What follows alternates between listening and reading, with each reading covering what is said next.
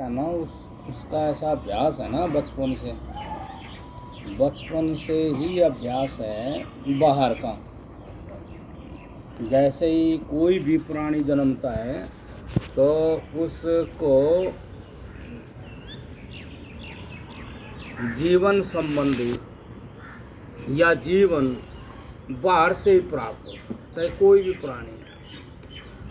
5 ज्ञानेंद्रिय होती है उसके, तो ज्ञान उसको जन्म से बाहर से ही मिलता है और उसको तृप्ति होती है आत्मा में। जो ज्ञान उसको बाहर से मिलता है, तृप्ति अनुभव करता है आत्मा में, मतलब अपने आप में। जो तृप्ति के कारण ही वो बाहर जाता है। क्या उसको मैं मिलती है, तृप्ति का कारण मैं देख रहा हूँ, मैं सुन रहा हूँ, मैं कर रहा हूँ, उसको मैं का अनुभव होता है उसके संग से, बाहर के संग से। और इसके अंदर जो है, जो ज्ञानेंद्रियों को प्रकाशित करने वाली वस्तु है, हमारे शरीर को प्रकाशित करने वाली वस्तु है, समस्त शरीर के समस्त अंगों को, चाहे बहुत छोटे छोटे वे नस है, नाड़ी है, उन सब को उस समस्त शरीर को इस तरह से प्रकाशित करती है कि जैसे आप सरसों का दाना लो या तिलों को लो, तो आप उसको सरसों के दाने को यूं पीस दोगे तो उसके प्रत्येक जगह चिकनाई है, तेल है दाने में, प्रत्येक जगह और सिरे तक उसमें तेल है। ऐसे ही समस्त हमारे शरीर को, जो जिसको आत्मा कहते हैं, चेतना कहते हैं, समझ कहते हैं, इसका बड़ा नाम फिर परमात्मा हो जाता है, ईश्वर हो जाता है, भगवान हो जाता है, ब्रह्म हो जाता है, इसका बड़ा नाम ये।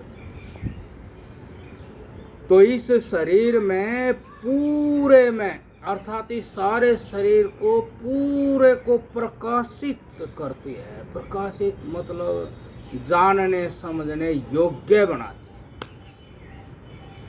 है। ये मतलब ऐसा क्यों है कि उसके अंदर जितना विज्ञान है, जितना विद्याएं हैं, जितना ऐश्वर्य है, या वो जो भी है, जो भी उसमें है, उस अपने सारे ऐश्वर्य को, सामर्थ्य को व्यक्त करने के लिए ऐसा वो करती है, वो आत्मा परमात्मा। अब प्राणी जो है इस तरह तो उसको जानता नहीं। अब उसने सब चीज प्रकाशित कर दी, बाहर उसका ज्ञान आ गया, आँख में भी वही बैठा है, कान में भी वही बैठा है, चमड़ी में भी वही बैठा है, और वो कहता है कि स्पर्श है। वो यूं नहीं कहता स्पर्श करने वाला है, तो कहता है स्पर्श है, गरम है, ठंडा है, वो यूं कहता है।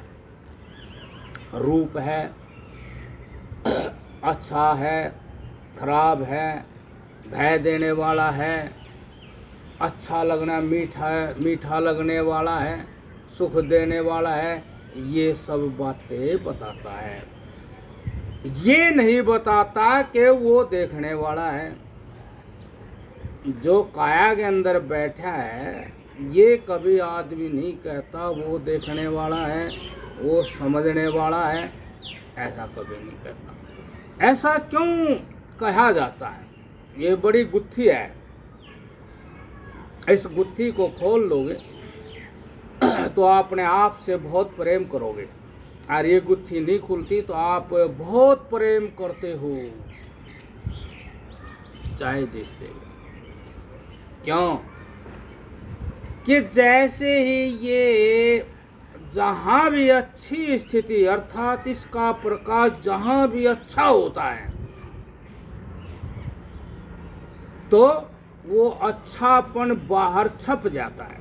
जैसे वो पर्दा होता है पिक्चर का, उस पर कुछ नहीं होता पर छप जाता है, सब कुछ वहीं देखते हैं। ऐसे ही ये आत्मा पूरा जहां भी खिलता है आत्मा को नहीं देखते, जहां खिला जिससे खिला उसको देखते हो। बहुत बढ़िया, बहुत बहुत अच्छा, सत्ता देंगे उसको। खाना बहुत अच्छा है, पीना बहुत अच्छा है? जहाँ सम्मान दे दिया आवा ये आदमी बहुत बढ़िया है, वो इसलिए बढ़िया मेरे को बढ़िया होया ना, मेरे को मान्या उसने, मैं मिली है, मैं बढ़िया आदमी आयो। क्यों बढ़िया है भाई? और देखो कितना बढ़िया बोले हैं, कितना बढ़िया बोले हैं, देखो।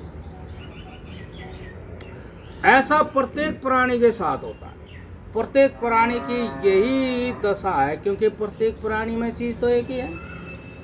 और जैसे मैं चला आ रहा था कपड़े सपड़े बांध करके, तो कुत्ता बैठा था, कुत्ते की आत्मा ठीक नहीं मिली, अरे खतरे की चीज आ गई है, यू इसका ढंग ठीक नहीं है, ऐसा ढंग तो हमने देखा ही नहीं, तो संशय है पता नहीं ये कैसा है। अब बोसने लग गया हमें, उसकी आत्मा को भय होया, भय हुआ तो बोसने लग गया है, आत्मा को भय होया। ऐसे कई बार हमने देखा भाई, गांव से भिक्षा लेके आए तो बोसने लग गए, तो मैं रोटी दे दो, ले ले ले ले पीछे पीछे ले, और मैं मिल गई ने आ भाई उसको नहीं जाना है कि ये जो मैं इसके अंदर थी और जो तेरे अंदर मैं थे या बदल कैसे गई। तू तो इसको काट रहा था और इसने इसको ये रोटी दे दी तो बदल गई। मैं पहले मैं खराब थी, ओके पता नहीं कैसा कैसा आदमी है, गलत आदमी है, तो इससे संभलो भाई, संभलो क्या, इसने खत्म करो, आगे हटाओ। बोसने लग गया। हमने देखा कोई बात नहीं, मैं ऐसा नहीं हूँ जैसा तू समझ रहा, मैं ऐसा नहीं हूँ जैसा तू समझ, मैं ऐसा हूँ तेरे जैसा हूँ, तू जो चाहता है वो तो हम लोग उसको मान देता। प्यार में प्यारी आत्मा प्रकट हो गई, प्यारी आत्मा प्रकट हो गई। देखो वो जो परिवर्तन आया वो उसी में आया, इसको कहते हैं दृष्टि की सृष्टि। वो जो बदलाव आया उसमें आया, हमारा तो कुछ नहीं है, हमारा क्या बा, हमारा यूं था भाई, हमने उसको हटा करके थोड़ा सा अपने दृष्टि चलियो, इससे मानता है हमारा क्या लो भाई, रोटी ले लो, तो वो बदल गया। हम तो पहले भी ऐसे ही थे, तो ऐसे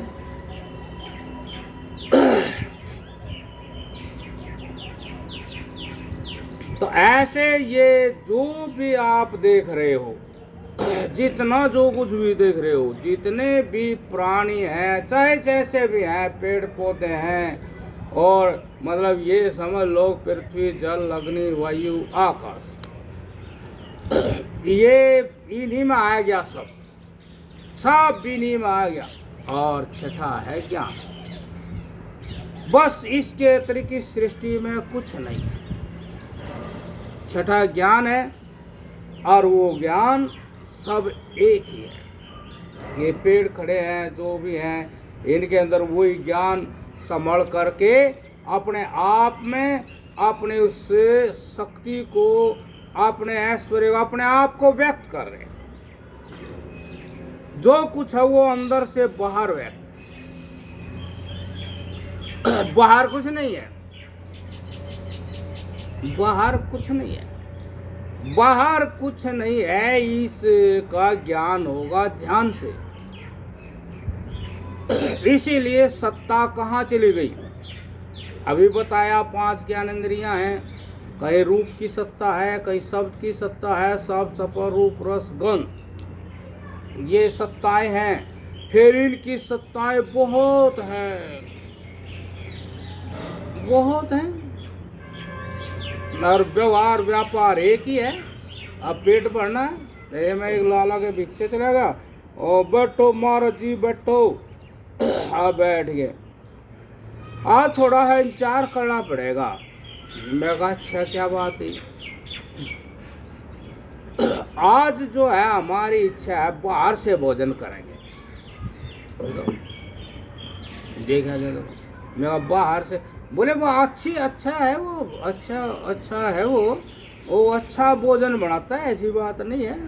वहाँ से ही मांगेंगे आज सब छोले छाले और वो जो भी क्या बोल रहे हैं उनको भटूरे पटारे बोले वहाँ से मंगाए क्या थे। मैं देखो बताओ भाई पेट भरना है तो भोजन नहीं, यहाँ से तसल्ली नहीं हुई तो वहाँ से क्या तसल्ली होगी। ऐसे मतलब एक ही विषय के भाग अनेक हो जाते हैं, नहीं है। भोजन ही लो, भोजन देखो, भोजन के कितने विभाग हो गए, वहाँ से बस आदमी को कैसे खपा लेते हैं ये विषय और कैसे खपा लेता है ये संसार। मतलब 5 विषय हैं तो 5 विषय के विभाग करो तो कितने शब्द को लो तो कितने प्रकार के शब्द। हाँ, और उन्हीं में आदमी फंस जाता है। एक प्रोफेसर PhD कर रखी, बताइए, और कितना पढ़ा लिखा, रिटायर हो गया, उलझ गया कहीं तो टेंशन होगी। टेंशन में कहीं चला गया, बाबा जी कहीं रहे था जंगल में, वहाँ चला गया, फिर आया, आना पड़ता है, सबकी सीमा है, असीम तो भगवान ही है, सबकी सीमा। कहीं चले गए, वहाँ से तो वो वहाँ भी सीमाएं थी और क्या था। फिर आया, हमारे पास आया, परिचित था, तो बाजी मैं तो वहाँ चला गया था महाराज जी, वहाँ चला गया था। मैं कहा वो भी महात्मा तो अच्छा था। मैं कहा अच्छा। बोले वो महात्मा के पास एक बात थी। मैं कहा भाई अच्छा। बोले ऐसे तो आपकी तरह तो नहीं थे ऐसे, लेकिन एक बात थी उनके पास। मैं कहा अच्छा। बोले उनके पास एक बात थी। मैं कहा फिर? बोले उनके पास या बात थी अब या उन्हीं के पास है। मैं कहा क्या बात थी? तो क्या कह रहा था वो? अरे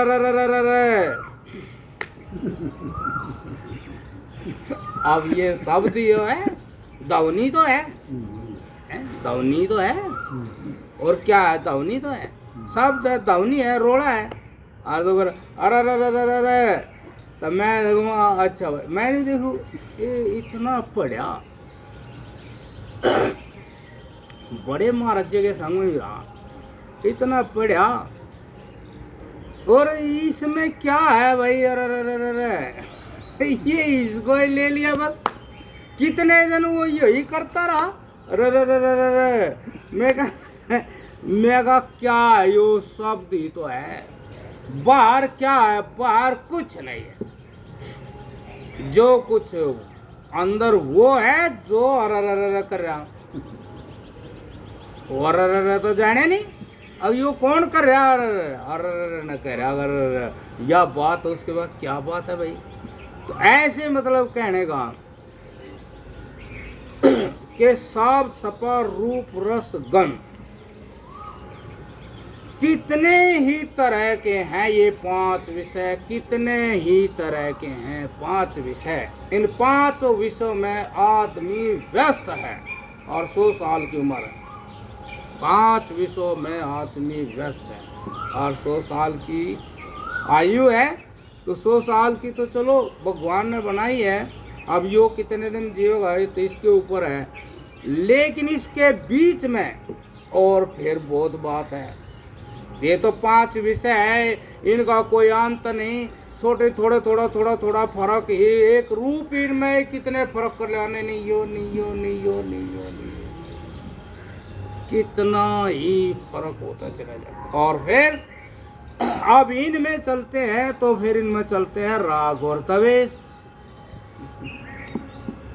फिर इनकी सृष्टि चलती है राग द्वेष, और ये सारे के सारे उस आदमी के ज्ञान पे छपते हैं, ज्ञान पे छपते, ज्ञान वैसी ही हो जाती है जैसे साफ सफा रूप रस गंध, ऐसी ज्ञान हो गई।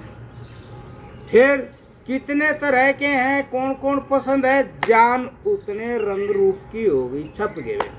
जैसे ये छत पर छप गई, ये छप गई, ऐसे ये छप जाते हैं। वो आदमी वैसा ही हो जाता है, वो आदमी टोटल वैसा ही हो जाता है। उसकी वाणी वैसी निकलेगी, उसकी चाल ऐसी हो जाएगी, उसकी आंखें ऐसी हो जाएंगी, पूरा का पूरा तैयार हो जाएगा। एक तो भगवान ने तैयार किया था और एक ये विषय तैयार कर देते हैं साथ। अब आप बताओ कि राग द्वेष करेगा, सुख दुख होगा, राग द्वेष करेगा, काम क्रोध करेगा, लोभ भी करेगा, अहंकार भी करेगा, तो 100 साल उम्र भी कम हो जाती है सफाई करने में। अंतःकरण इतना मैला हो जाता है, इतना छप जाता है, इतना रंगीन हो जाता है, 100 साल भी कम, कई जन्म भी कम हो जाते हैं। क्योंकि अब वो कह नहीं, हाँ भी सीमेंट कई तरह की है, बहुत कड़ी पकड़ है नहीं, लेकिन वह जो प्रकृति की सीमेंट है वह तो बड़ी मजबूत है।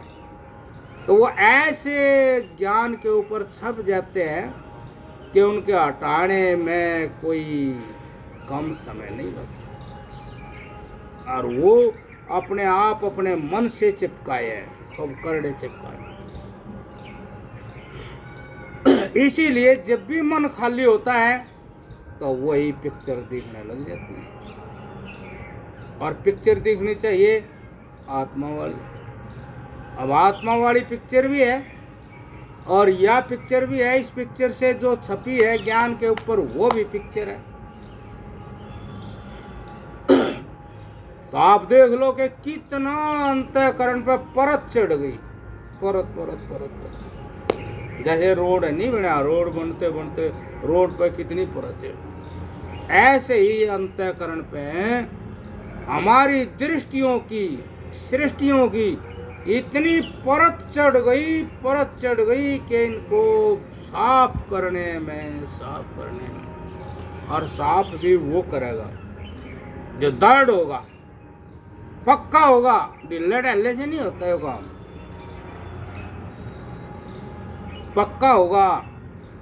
जिसको इसके बारे में कुछ पक्का ज्ञान हो गया, वैराग्य हो गया, वो इस काम पर लगेगा। और इस काम पर लगा हुआ व्यक्ति फिर ये तंगी नहीं मानता, अब मन नहीं लगता भाई, ये मुश्किल है काम, नहीं, चाहे प्राण ही निकल जाए, प्राण ही निकल जाए, मन मत लगो, हमने ये आसन छोड़ना नहीं, हमने और काम करना नहीं, बस भोजन और कोई ख्वाहिश नहीं, कोई इच्छा नहीं करनी भाई, भोजन ऐसा चाहिए, जगह ऐसी चाहिए, हैं, आसन चाहिए, कुछ नहीं करना, बस डटना है, डटना, और देखना है कि देखते हैं कि ये मन कितनी देर में बैठता है, देखते हैं कितनी देर में। यदि इस युक्ति से एक बार भी काम चल गया, अब डट गई और देख गए, तो रास्ता साफ हो गया, फिर आपका साधना का रास्ता खुल गया। और उस तरह दुखी हो गए, दुखी होने में दो कारण हैं, एक तो मन की चंचलता, एक विषयों की आसक्ति, एक जो संसार में आत्म दर्शन हुआ उसका प्रेम, उसका मोह। हमारे अंदर ही ये दृष्टि पक्की है कि है करके जो हमने इसको मान रखा, वास्तव में है करके कुछ नहीं है, बस वो आत्मा ही व्यक्त है। आत्मा का कोई रंग रूप नहीं। आत्मा इंद्रिय अतीत है, इंद्रियों से परे है आत्मा। तो आत्मा ही व्यक्त है, अपने लिए व्यक्त है, स्वार्थ के लिए। चाहे वो पेड़ के रूप में व्यक्त है, चाहे आदमी के, प्राणी मात्र के, चाहे धरती के, सूरज के, चंद्रमा। आप सोच लो कि धरती भी अपनी चेतना के कारण स्थिर है। उसकी चेतना में ऐसा संकल्प है, वो समझती है मैं यूं हूं। सूरज भी समझता है मैं यूं, जैसे आप समझते हैं मैं यूं हूं, संभल कर चलो भाई, गिर न जाओ। आप अपनी काया को पूरी तरह संभाले हुए हैं और नुकसान से भी अपने आप को बचाते हैं। ठीक किसी प्रकार से सब जितने भी हैं, आप देख लो, कोई छिलका उतार देता है पेड़ का, पेड़ उसको कंट्रोल कर लेता है, घाव को भर लेता है। ऐसे ये समझ ही व्यक्त हो रही है। जिसने इस दृश्य जगत से समझ को पहचाना और प्रेम किया, वो फंस गया। और जिसने इतना ही समझ लिया कि ये समझ जो दृश्य जगत से मिली, ये जैसी भी मिलती है, ये उससे फिर खराब होकर नहीं मिलती है। ये समझ लो, उससे खराब होकर मिलती है। आप बच्चे हैं तो आप बूढ़े उससे ज्यादा खराब होते। आप जवान हैं तो सुंदर हैं, तो बुढ़ापे में आपके सुंदरता कति खराब है। आप स्वस्थ हैं, निरोगे हैं, तो आप अपने प्रयोजन के काम जो करते हैं, तो आप एक दिन निष्प्रयोजन हो जाएंगे। निष्प्रयोजन, उस निष्प्रयोजन की अवस्था में आपको जीना बड़ा मुश्किल हो जाएगा। निष्प्रयोजन हो जाएंगे, इंद्रियां स्थिर हो जाएंगी, शरीर स्थिर हो जाएगा, मन वही डटा रहेगा। मन वही चाहेगा जो उसने पहले चाहा, पहले किया। ऐसी अवस्था में मन को क्या दोगे? कुछ भी नहीं दे सकते।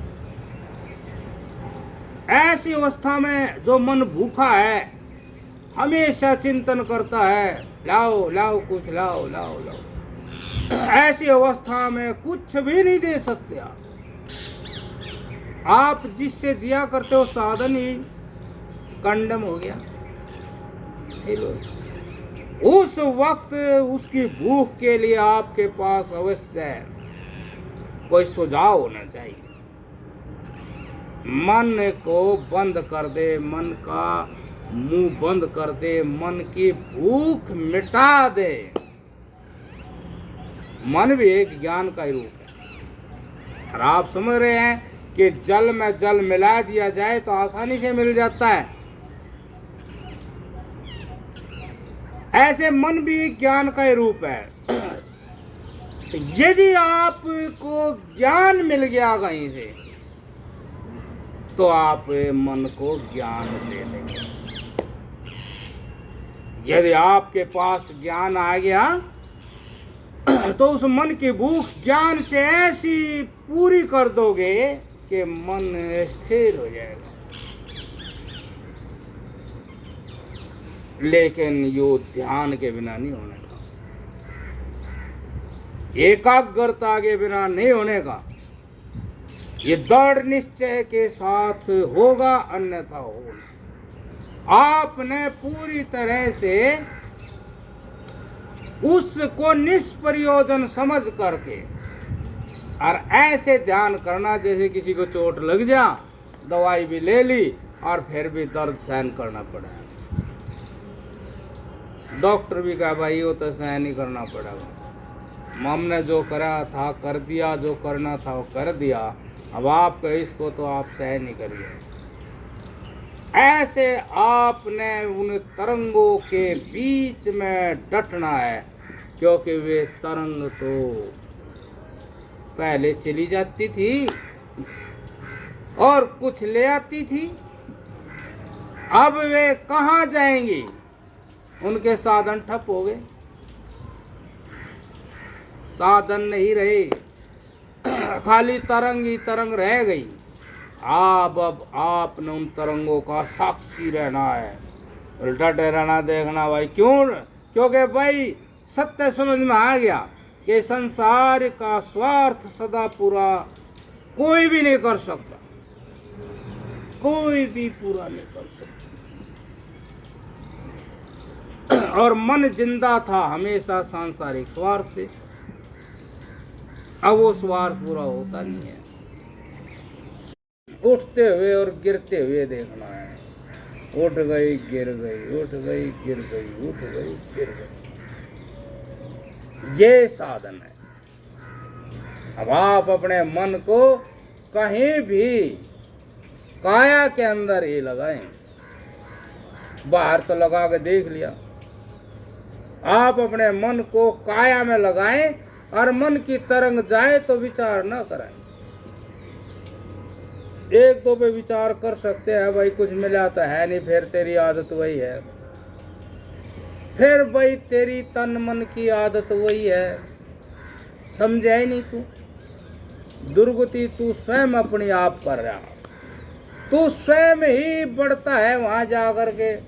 देख लो, ध्यान ने बता दिया कुछ नहीं, शून्य है, शून्य में रमो, शून्य में रमो।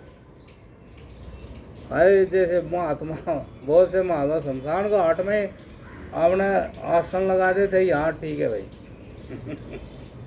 तो शमशान घाट अपने मन को भी बना सकते हैं, सारी तृष्णा को फूंक दे, सारी तृष्णा को फूंक दे, वासना को फूंक दे, देखते देखते।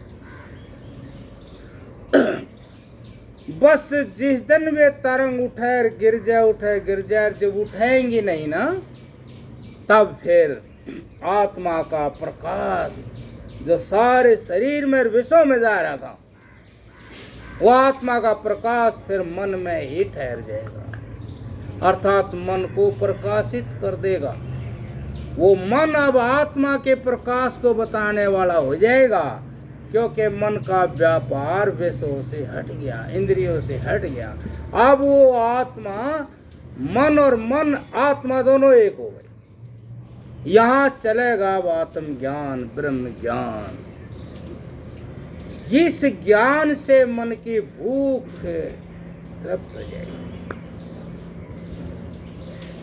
मन भी ज्ञान का ही रूप है और आत्मा तो ज्ञान स्वरूप है। अब आत्मा अविनाशी है तो मन को भरपूर भोजन मिल जाएगा, भरपूर। चाहे आप जिंदा हैं, चाहे आप मृत्यु को प्राप्त हो गए, इस व्यापार में विघ्न नहीं हो सकता। जो मन का और आत्मा का जो व्यापार चालू हुआ, तत्व ज्ञान का जो व्यापार चालू हुआ, तत्व से जो मन प्रकाशित हुआ, इसमें कोई भी अवस्था, कोई भी घटना विघ्न नहीं कर सकता। भाई इतना ही हुआ है कि मन का और आत्मा का संबंध तो पहले भी था, लेकिन वो प्रकाश इंद्रियों में निकल गया। आत्मा का प्रकाश मन के द्वारा इंद्रियों में विषयों तक पहुंच गया था। अब आपने ध्यान में उस प्रकाश को मन में ही कंट्रोल कर दिया। अब प्रकाश जाएगा भी तो आत्मा का ही जाएगा, विश्व का नहीं जाएगा। यही तत्व ज्ञान, ब्रह्म ज्ञान अब सब जगह, अब यही आँखों में भी, कानों में भी, जुबान में भी, अब यही जाएगा। आत्मा ही आत्मा हो जाएगा, ये आत्मा ही बात। अब इतना तो करना ही पड़ेगा, करते तो है ही, और विषयों में भी करते हैं, बहुत कुछ करते हैं, बहुत कुछ करते हैं, बहुत कुछ करते हैं। वो एक था बेचारा, वो भाई वो भाई किसी को बहुत अच्छा मानता था, बढ़िया है, वो तो उसने कह दिया ऐसे खाली इससे कुछ नहीं होता, कुछ बनना पड़ता, कुछ करना पड़ता। फिर उसने उसके लिए बहुत मेहनत करी, बहुत मेहनत कर कर फिर अफसर बन गया, अफसर बन गया। तो ले लो अब तो मैं कुछ बन गया अफसर। लेकिन इतना अफसर बनने के बाद भी फिर भी उस संबंध में विकार आ गया, क्योंकि सृष्टि की उत्पत्ति विकार से ही हुई है। निर्विकार वस्तु तो आत्मा है, परमात्मा है। इसलिए आप कुछ भी कर लो, विकार निश्चित है। यदि विकार निश्चित नहीं होता तो फिर ये साधु का जन्म नहीं होता, साधु नहीं बनता कोई संसार को नहीं छोड़ता। तो ये सृष्टि का जो जन्म हुआ ये विकार से हुआ है। आप इसमें कुछ करोगे, आत्मा में करोगे तो निर्विकार हो जाओगे। संसार में यदि कुछ भी करोगे तो विकार अवश्य आएगा, और आप निर्विकार हैं, इसलिए उस विकार में आपके सवाल पैदा होंगे। ऐसा क्यों हो गया, ऐसा क्यों हो गया, ऐसा होना नहीं चाहिए था, ऐसा हो गया, और ये होगा, होता ही रहता। केवल इस विकार से मुक्त वे ही होते हैं जो आत्मा में जीते हैं, आत्मा को आधार मानकर जीते हैं, आत्मा को दृष्टि में बसाकर जीते हैं। प्राणी पदार्थ वस्तु को दृष्टि में बसाकर नहीं जीते, आत्मा को दृष्टि में बसाकर जीते। वे निर्विकार वस्तु को प्राप्त होते हैं, वे अनुभव करते हैं निर्विकार जीवन। तो इसके लिए ये है कि दृढ़ता होनी चाहिए कि भाई ध्यान के द्वारा मन की एकाग्रता को बनाने के लिए आपके अंदर बल होना चाहिए, दृढ़ निश्चय होना चाहिए कि हम काम कर रहे हैं तो वहां भी पूरी तरह से 100% मनुष्य क्रिया में होना चाहिए। क्रिया कुछ भी कर सकते हो लेकिन मन 100%। कोई भी क्रिया है 100% ज्ञान की हाजिरी में होनी चाहिए, तो ये ध्यान बन जाएगा। और ध्यान हमेशा सत्य ज्ञान कराता है, उसमें आपको सत्य ज्ञान आ जाएगा। और आप बैठते हैं तो 100% अपनी काया में अपने मन को जोड़ें, मन और प्राण का योग भी कर सकें। मन और प्राण का योग 100% होते ही जो अगर बल्ब जल जा ऐसे आत्मज्ञान शुरू हो जाएगा, सब जगह दिखाई देने लग जाएगा। वही चेतना बैठी है तो जीवी तो कुछ है, समझ बैठी है तो जीवी तो कुछ है। ये सारा प्रबंध जो ऐसे ही थोड़ी हुआ, यो जरूर कोई बहुत बड़ा वैज्ञानिक, बहुत विद्वान पुरुष जो सर्वत्र पूरा हुआ है, इस सारे विश्व को, ब्रह्मांड को संभाले हुए है। जो कुछ भी आप देख रहे हो ये उसमें पहले ही ज्ञान मौजूद है, आपको वही है। उसमें ज्ञान के रूप में आप वो हो, क्रिया के रूप में ये देह वो है, इसीलिए इसको कह देते शिव शक्ति। ऐसे आप देखेंगे कि वही वो और यहाँ कुछ नहीं है। और यदि ऐसा ध्यान में ज्ञान नहीं हुआ तो फिर तो मैं ही मैं है और कुछ नहीं, फिर तो मैं ही मैं और कुछ नहीं है। बहुत सारी मैं है, फिर टकराव होती है, बहुत सारी मैं, और फिर कुछ लेकर के चली जाती है। इसलिए जो है अपने काया का ही आश्रय लेकर के मन को एकाग्र करें, बाहर कर्म का आश्रय लेकर के मन को एकाग्र करें। एकाग्रता के बिना सत्य ज्ञान हो नहीं सकता। और वो सत्य ज्ञान आपको ही होगा, और वो सत्य ज्ञान होगा जो सबको होगा, जो सब वेद शास्त्रों में, वही आपको सत्य ज्ञान होगा। सत्य एक ही है, अलग अलग नहीं है। साधन भी एक है, अलग अलग नहीं है। साधन भी एक ही है, एकाग्रता, पूर्ण एकाग्रता के साथ जब हम कोई भी कार्य करते हैं, जीवन को ही जीते हैं, जीवन ही एकाग्रता स्वरूप हो गया, तो आप कोई बात समझ में वो आने लग जाएगी, वो बात समझ में आने लग जाएगी। बाकी काम तो आप सारे करोगे, एकाग्रता से करोगे। जीवन तो चलेगा, आप बिखरे हुए मन से चल रहा है, समझ में बात नहीं आ रही है क्या है सत्य है, और काम तब भी हो रहे हैं। भाई इतना होगा कि भाई एकाग्रता से होगा जब हम पूरे एकजुट होकर करेंगे। अब हम थोड़ी थोड़ी देर में काम लग जाते, फिर थोड़ी देर ध्यान कहीं और चला जाता, फिर कहीं और चला जाता, काम तो हो ही जाता है, इतना बढ़िया होता भी नहीं है, संतुष्टि होती नहीं है, आनंद आता नहीं है, सब कुछ हो जाता है, उदासी जाती नहीं है, सब कुछ हो जाता है, प्रसन्नता आती नहीं है। तो इसलिए इसमें दृढ़ता के साथ जम कहने बस अपने एक ही विषय में मन को लगाना, वहीं से आपको प्रकाश प्राप्त होगा। प्रकाश मतलब वो ज्ञान, आध्यात्मिक ज्ञान, आत्मिक ज्ञान, परमात्मा। इतना जरूर करना पड़ेगा, कोई ज़्यादा कठिन काम नहीं से, तो कठिन काम संसार में हम करें हैं, बहुत कठिन कठिन काम करें हैं, कुछ नहीं, बहुत बहुत, और उन कामों में हम बहुत महसूस करें हैं, कलेश भी महसूस करें, दुख भी महसूस करें, तबीयत भी महसूस हो कई बार, और उन्हीं से हो जाती है जिसको हम बहुत प्यार करें। चलो आज तो फिर हो गया सत्संग है, और दैया साहब को बात पूछनी हो।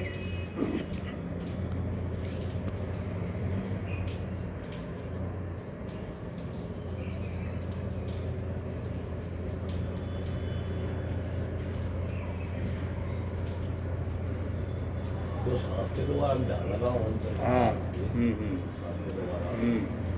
एक जगह लगाओ, बस श्वास में मन को जोड़ दिया, बस श्वास अपने आप चल रहा, नेचुरल प्राकृतिक ढंग से चल रहा, आप उसको देख रहे हैं, श्वास को देख रहे हैं, बस जितनी देर ये बैठा है उसको देखते बैठे, बस यूँ है कि भाई आपकी कमर सीधी होनी चाहिए, गर्दन सीधी होनी चाहिए, ये सब चीज़ कंट्रोल में होनी चाहिए, और आप समझते हुए श्वास को रहे, अब श्वास आ रहा जा रहा, आ रहा जा रहा, ऐसा करते करते आपके अंदर जो संस्कार वासना है और उनका जो बल है वो क्षीण हो जाएगा।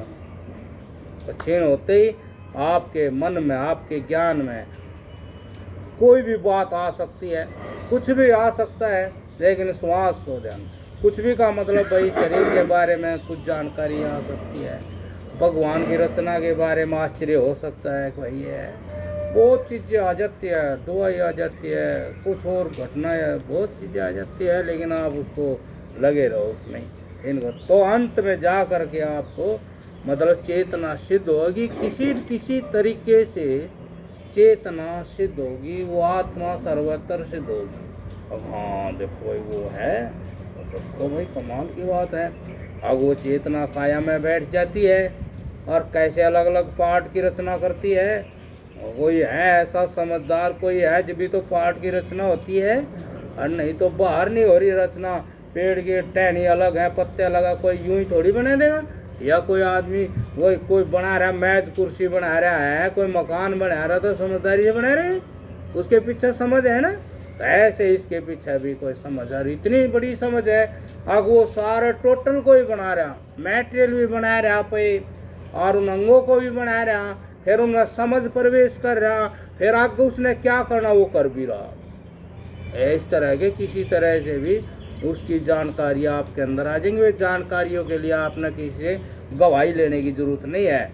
अगर मैंने भाई ऐसी हुई या सही है गलत है, ऐसे जो भी जानकारी होगी आप ना किताब देखोगे ना कि ये पूछोगे अब मेरा ऐसे ज्ञान सा है, ठीक है गलत है, आप ही कहोगे 100% ठीक है। कोई गलत करके दिखाओ, हाँ आपके अंदर प्रबंध से ज्ञान होगा, वो तर्क भी देगा, वो सुझाव भी देगा, वो समझावे भी गा। ज्ञान तो पूर्ण है ना आत्मा परमात्मा में, ये मान, ठीक है ना। कोई महाराज इसका फिर समय वो है कि किस टाइम ध्यान में नहीं बैठे? नहीं, मतलब ध्यान में रहो, हर वक्त हर ध्यान वक्त में रहो, हर वक्त 24 घंटे ध्यान में रहो। आप सुबह उठो तो जब भी ये नहीं होना चाहिए लापरवाही से पैर रखा गया, आप वहाँ होश में नहीं पैर रखा गया। आप रात को सोते हो तो करोट ही बदलो तो पता लगना चाहिए करोट लिया है। हाँ, आपकी हर हरकत आपको पता होनी चाहिए, और ये हरकत जब आपने पता लगा ये हरकत तो इतनी ऐसी नहीं होनी चाहिए, ऐसी होनी चाहिए, वो बताएगा। और कृष्ण बंदे जगत गुरु, वो आकर्षित करने वाला तत्व कृष्ण भगवान सारे विश्व का गुरु है, वो आपको बताएगा, सुझाव देगा। आप वहाँ हाजिर हो तो वो तो देता ही रहे, हम गैर हाजिर रहते हैं। तो ये एकाग्रता से रहो, 24 घंटे 25 घंटे एकाग्र रहो, सावधान रहो, हैं, सावधानी हटी दुर्घटना घटी, है ना। ये बात समझे नहीं।